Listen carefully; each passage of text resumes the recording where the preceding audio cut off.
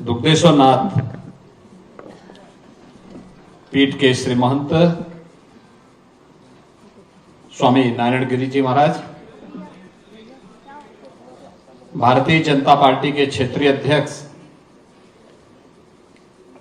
श्री सत्येंद्र सिसोदिया जी, प्रदेश सरकार में मेरे सहयोगी मंत्रीगण श्री सुनील शर्मा जी, असीम अरुण जी, कपिल देव अग्रवाल जी, नरेंद्र कश्यप जी, आप सबके लोकप्रिय प्रत्याशी, लोकप्रिय विधायक श्री अतुल गर्ग जी, अजीत पाल त्यागी जी, नंद किशोर गुर्जर जी, धर्मेश तोमर जी, एमएलसी दिनेश गोयल जी,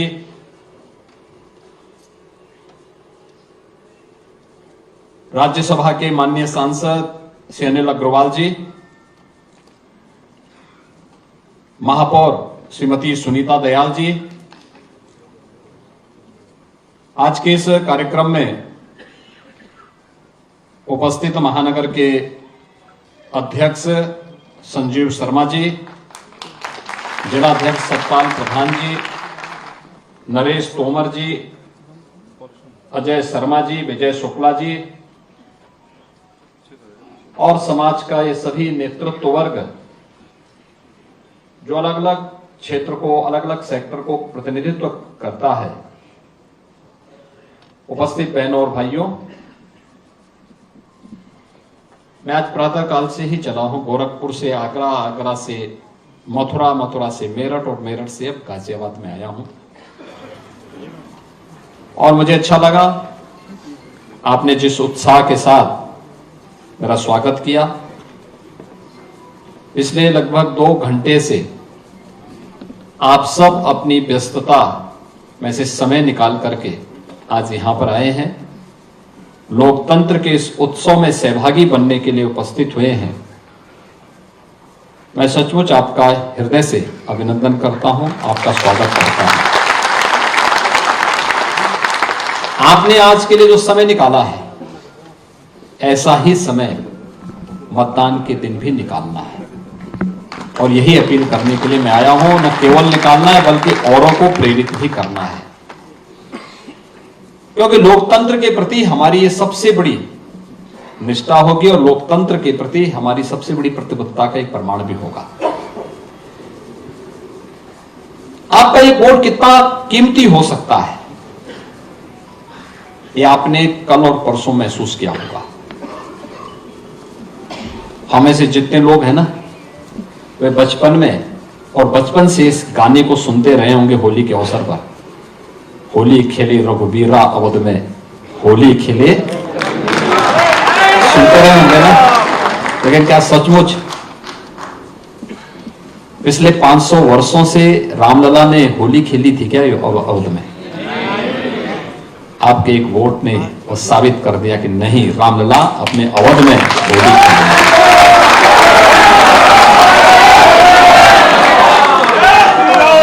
आपका एक वोट देश की तकदीर को कैसे बदल सकता है। कश्मीर से धारा 370 को हटा दिया गया। क्या ये कोई और पार्टी कर पाती? ये केवल धारा 370 नहीं हटी, देश के अंदर उग्रवाद और आतंकवाद की ताबूत पर अंतिम कील थी। प्रहार है ये उस पर। भारत के अंदर अब आतंकवाद के लिए कोई जगह नहीं, एक संदेश भी है। अब कश्मीर में हमारे सुरक्षा बलों के जवानों पर कोई पत्थरबाजी नहीं, बल्कि लोकतंत्र की बहारें अब जम्मू कश्मीर के अंदर खिलती हुई दिखाई दे रही है। जम्मू कश्मीर विशेष भारत का हिस्सा उसी प्रकार से है जैसे देश का कोई अन्य भाग है। पूर्वोत्तर के राज्यों में उग्रवाद नहीं है। एक वोट ने पूरे पूर्वोत्तर भारत को अपने साथ जोड़ दिया है। आपका एक वोट आपके जीवन में कितना बेहतरी ला सकता है, ईज ऑफ लिविंग की बात करते हैं। हमारा जो प्रबुद्ध वर्ग है ना, ये सब हमेशा इस बात की कहता था, जीवन की सुगमता कैसे होनी चाहिए, उसमें सुरक्षा हो, बेहतर वातावरण हो, अच्छी कनेक्टिविटी हो, स्वास्थ्य के लिए, शिक्षा के लिए उस प्रकार के अवसर हो, व्यापार के लिए अनुकूल माहौल हो। क्या सचमुच 2014 के पहले देश के अंदर और 2017 के पहले क्या उत्तर प्रदेश के अंदर इस प्रकार का माहौल था? क्या नहीं था। यही गाजियाबाद है। 1998 से मैं सांसद था। गाजियाबाद आने में हम लोग एक बार हिचकते थे, दो कारणों से। एक, गाजियाबाद अपराध के लिए, और दूसरा गाजियाबाद गंदगी के लिए। ये दो के लिए बहुत वैसा था, इस प्रकार की अव्यवस्था थी। और आज गाजियाबाद स्मार्ट सिटी में नंबर बनाता है। गाजियाबाद पुलिस कमिश्नरेट का, पुलिस रिफॉर्म का सबसे अच्छा उदाहरण बनता जा रहा है। एक गाजियाबाद की पहचान बन गई। सुरक्षा का बेहतर माहौल।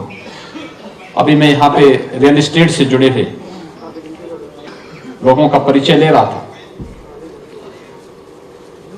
यानी वर्षों से जिन लोगों को मकान नहीं मिल पाए थे, आज गाजियाबाद में संभव हो पाया है कि उन बायर्स को बिल्डर समय पे मकान दे रहे हैं और बेहतर तरीके से दे रहे हैं। क्या चेहरे पे चमक है उन लोगों की, जिन लोगों को वर्षों के बाद अपना आवास मिला है। ये केवल बिल्डर की गलती नहीं थी, सरकार की अकर्मण्यता भी थी, जो निर्णय नहीं ले पा रही थी। सरकार ने निर्णय लेना प्रारंभ किया, एक साथ दोनों के साथ संवाद बनवाया। आज परिणाम क्या है? बिल्डर बायर की समस्या का समाधान अंतिम निष्कर्ष पर पहुंच रहा है। लाखों लोगों को उसका आवास मिल रहा है। लाखों लोगों का मतलब, लाखों परिवारों का मतलब, लाखों लोग उससे लाभान्वित होंगे। उनका ईज ऑफ लिविंग उनके लिए वही है, एक आवास, सिर ढकने के लिए। अब किराए पे नहीं रहना पड़ेगा, अपने स्वयं के मकान पर रहना पड़ेगा, एक स्वावलंबन का माहौल उसके घर के लिए। यह अवसर कैसे? एक वोट ने बदला है। पहले दंगे होते थे, आज दंगा नहीं है। दंगों के कारण कर्फ्यू लगता था, आज कर्फ्यू नहीं है। आज तो कावड़ यात्रा निकल रही शानदार तरीके से। पहले कावड़ यात्रा इसलिए नहीं निकलती थी कि कुछ लोगों को कष्ट होगा, कुछ लोगों को कष्ट होगा। हमने कहा कि भी देखो, हम किसी को कष्ट पहुंचाने के लिए नहीं आए हैं, हम तो समाज को संतुष्ट करने के लिए आए हैं। और समाज की संतुष्टि यह है कि आस्था का सम्मान होना चाहिए। भारत की सनातन आस्था का सम्मान होना चाहिए, और आस्था का सम्मान कावड़ यात्रा से होगी। हमारा सनातन धर्मावलंबी किसी को छेड़ता नहीं है, शांतिपूर्ण तरीके से, सौहार्दपूर्ण तरीके से जीवन यापन करना चाहता है। कावड़ यात्रा का जब निर्णय था, बहुत कठिन निर्णय था, क्योंकि इससे पहले बैन था, कोई राज्य नहीं निकालने दे रहा था, और ये सब चीजें तय थी पहले से। एक लिखित डॉक्यूमेंट बना हुआ था, उसके अनुसार सब लोग उसको केवल लागू करते थे। हमने कहा भी क्या है, क्या बैठक हुई? उन्होंने कहा सब बैठक हो गई। अरे हमने कहा हुआ क्या, क्या तय हुआ? कहा सब कावड़ यात्रा नहीं निकल पाए। तो मैंने कहा फिर हम लोग क्या यहां ताली बजाने के लिए आए हैं क्या?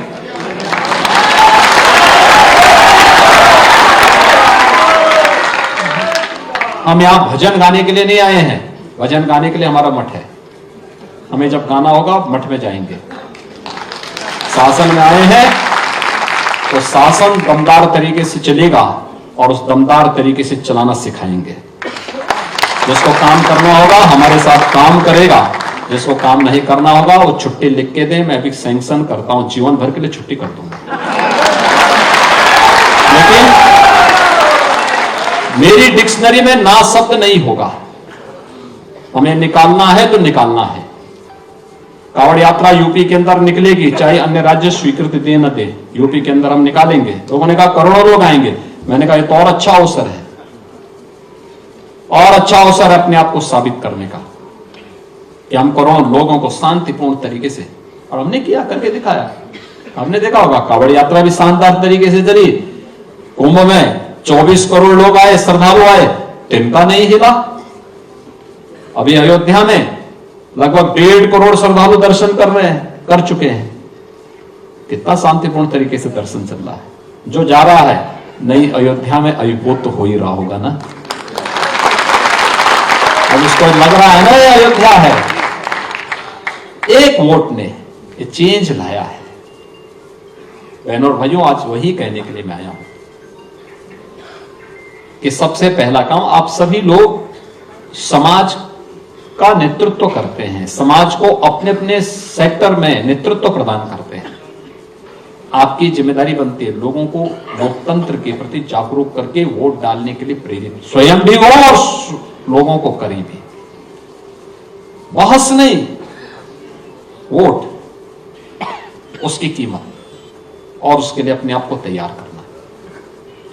दूसरा, जो चेंज आया है पूरे देश के अंदर, यह एक करिश्माई व्यक्तित्व के कारण, और वह नाम है देश के यशस्वी प्रधानमंत्री श्री नरेंद्र मोदी जी। मोदी जी के कारण दुनिया के अंदर भारत के पासपोर्ट की कीमत बढ़ी। मोदी जी के कारण देश की सीमाएं सुरक्षित हुई। मोदी जी के कारण आंतरिक सुरक्षा की स्थिति बेहतर हुई। मोदी जी के कारण आधुनिक इंफ्रास्ट्रक्चर, रैपिड रेल, ये 12 लेन का express highway, airport, air connectivity. आप तो देखो हिंडन में भी एयरपोर्ट और जेवर में भी भारत का सबसे बड़ा एयरपोर्ट गाजियाबाद के नजदीकी बन रहा है। हम मेट्रो की कनेक्टिविटी दे रहे हैं वहां पे, रैपिड रेल से और मेट्रो से कनेक्ट कर रहे हैं गाजियाबाद को वहां से। तो आपके तो हर हाथ में लड्डू ही लड्डू है। पहले कोई गाजियाबाद आना नहीं चाहता था, आज कोई गाजियाबाद छोड़ना नहीं चाहता। ये अंतर है। यहां से रोड की कनेक्टिविटी भी बेहतर हुई है और हम गाजियाबाद और मेरठ के बीच से गंगा एक्सप्रेस वे को ही लेकर के जा रहे हैं, जो आपको सीधे प्रयागराज तक जोड़ देगा। मात्र 7 से 8 घंटे में आप प्रयागराज पहुंच जाएंगे। 4 लेन की बेहतरीन कनेक्टिविटी, यानी 8 लेन का एक्सप्रेस हाईवे के साथ हम जोड़ देंगे। इतनी बेहतर कनेक्टिविटी, इस रूप में सुरक्षा का इतना वातावरण। पहले बेटी भी सुरक्षित नहीं थी, व्यापारी भी सुरक्षित नहीं था, और आज लोग कहते हैं कि साहब यूपी में अपराधी सुरक्षित नहीं है। देखो यही अंतर होता है। पहले बेटी अपने मां बाप को, शादी ब्याह के बाद उसको जाना होता है ससुराल में, लेकिन पहले वह ससुराल जाने के पहले ही अपने मां बाप को छोड़ने के लिए मजबूर हो जाती थी, क्योंकि या तो स्कूल नहीं जा पाती, या जाना है तो फिर दूर रिश्तेदार में या हॉस्टल में उसको मां बाप डाल देते थे, क्योंकि हर मां बाप चिंतित रहता था। आज कोई बेटी की तरफ टेढ़ी नजरों से देख नहीं सकता। और व्यापारी, तो आपने देखा होगा माहौल किस प्रकार का है। 40 लाख करोड़ रुपए का निवेश का प्रस्ताव यूपी में, और एक साथ, तो प्रताप तो रिकॉर्ड है। एक दक्षिण भारतीय राज्य के एक वित्त सचिव मेरे पास आए अभी हाल ही में। उन्होंने कहा साहब एक बात बताइए कि जो ये आपका बजट है ये सही है या गलत है। हमने कहा आपको क्या लगता है। कहा साहब पहले तो वहां सोचा जाता था कि साहब यूपी तो कुछ नहीं कर सकता, अब 7.5 लाख करोड़ रुपए का बजट यूपी प्रस्तुत कर रहा है। मैंने कहा आपके यहाँ का कहां कितना है। कहा 3.5 लाख। तो मैंने कहा फिर मैं इसीलिए कहता हूं यूपी अब देश की अग्रणी अर्थव्यवस्था है। सबसे बड़ा बजट यूपी का, देश के अंदर किसी भी राज्य में सबसे बड़ा बजट आज के दिन पे यूपी का है। और सबसे ज्यादा निवेश के प्रस्ताव, 10.5 लाख करोड़ रुपए निवेश के प्रस्ताव एक साथ प्रधानमंत्री जी ने अभी 19 फरवरी को शिलान्यास भी किया है। ये बदलता हुआ यूपी है, और ये तभी संभव हो पाया है जब आपके एक वोट सही जगह लगा है। गलत लगता तो कर्फ्यू भी साथ आता, दंगा भी साथ आता, बेटी और व्यापारी की सुरक्षा भी साथ लाती, यानी उनके लिए असुरक्षा का माहौल भी पैदा करता। भ्रष्टाचार अलग, और गरीब कल्याणकारी योजनाओं पे तो ऐसे ही वे लोग ग्रहण लगा देते। और इसीलिए आज जो माहौल है, इस माहौल को और मजबूत करना है। मोदी जी के नेतृत्व में भारत उनके तीसरे कार्यकाल में तीसरी बड़ी अर्थव्यवस्था बन जाए। तीसरी बड़ी अर्थव्यवस्था का मतलब हर नौजवान के हाथ को कार्य, व्यापार को फलने फूलने का अवसर प्रदान करना, विकास, सर्वांगीण विकास के सभी आयामों को छू करके भारत दुनिया के अंदर ग्लोबल लीडर के रूप में स्थापित होगा। इस विश्वास के साथ आज भारत कार्य कर रहा है। दुनिया ने मान लिया भारत की ताकत है।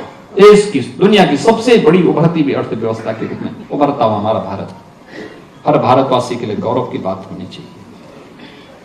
एक तरफ मोदी जी का नेतृत्व है जो भारत को तो सुरक्षित माहौल दे ही रहा है, दुनिया के अंदर क्राइसिस मैनेजमेंट में किस प्रकार की लीडरशिप होनी चाहिए, मोदी जी से लोग सीख रहे हैं। दुनिया के अंदर कहीं भी कोई संकट आता है, भारत की तरफ आज लोग आशा भरी निगाहों से देखते हैं।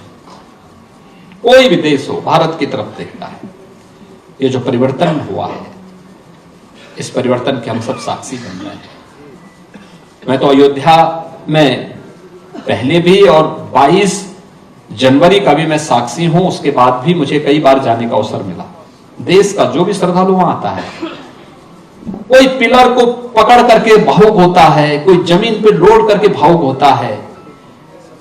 पीढ़ियों की तमन्ना एक साथ समाधान के रास्ते पर निकली है। लोग आस्थावान, हर आस्थावान आज प्रफुल्लित है, पीढ़ियों के प्रति कृतज्ञता ज्ञापित कर रहा है। यह अवसर आपके वोट ने बदली है, और उसी वोट को, जो मोदी जी को दिया गया वोट है, उस वोट की कीमत आप सबको भी एहसास होना चाहिए। और उसी के प्रति एहसास व्यक्त करने के लिए और उसी का एहसास कराने के लिए आज मैं आपके बीच आया हूं। अभी चुनावी सभाएं प्रारंभ नहीं हुई, अभी तो केवल एक प्रत्याशी का परिचय भी आपके सामने है। कोई अपरिचित व्यक्ति नहीं है, एक परिचित चेहरा है, और उस परिचित चेहरे को साथ ही एक सामान्य परिचय प्रबुद्धजनों के लिए, और इस बात के लिए कि चुनाव के दौरान यह अपेक्षा करना कि प्रत्याशी घर घर आ सके बहुत कठिन होता है।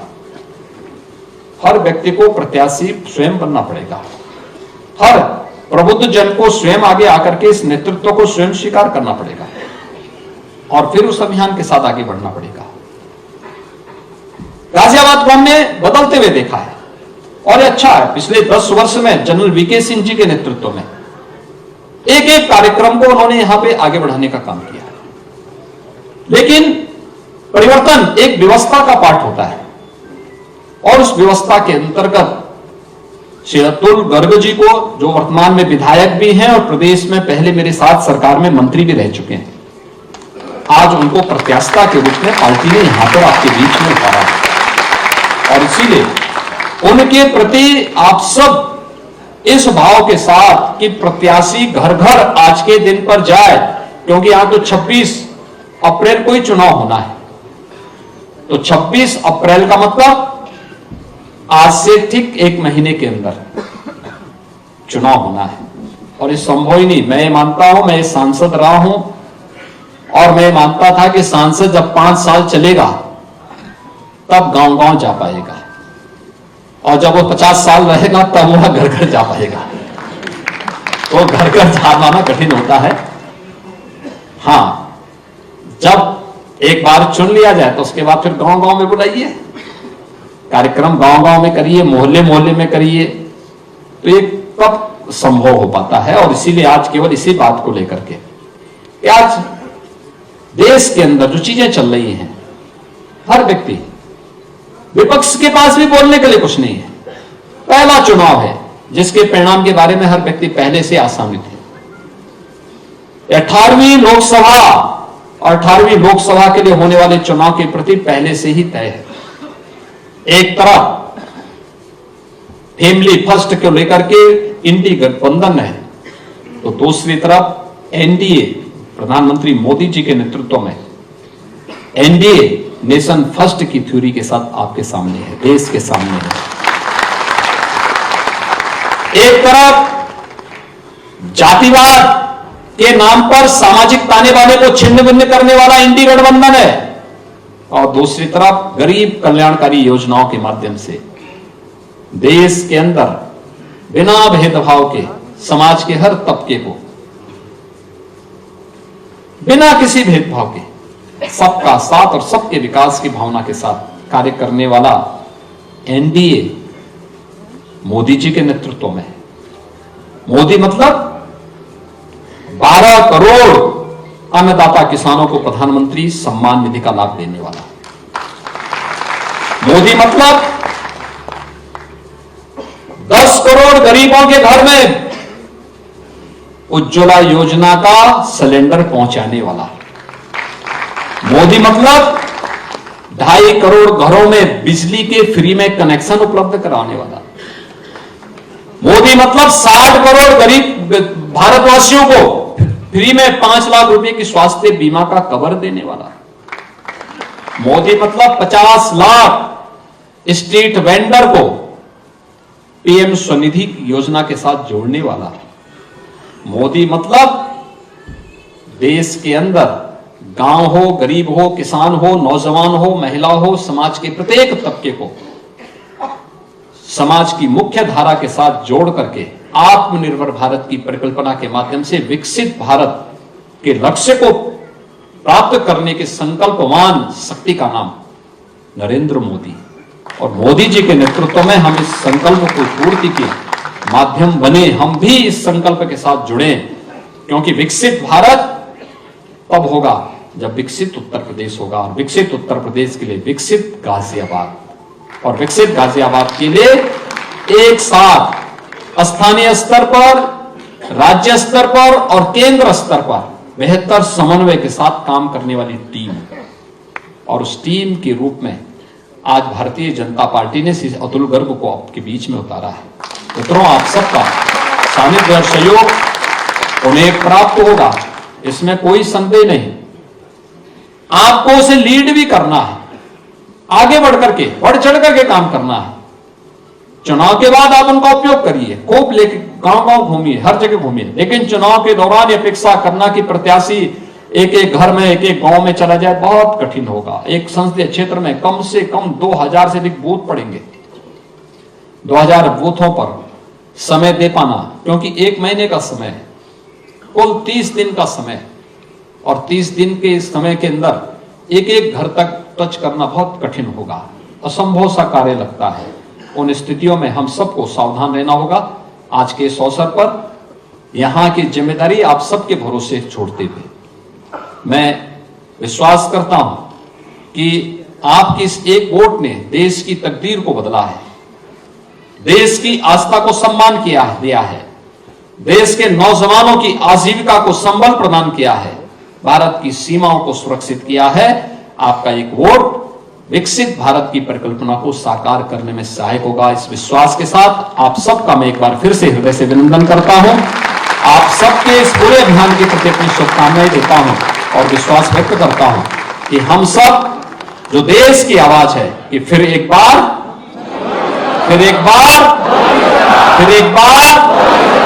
अब की बार इसको प्राप्त करने में सफल होंगे। आप सबके प्रति मेरी शुभकामनाएं। धन्यवाद। जय हिंद।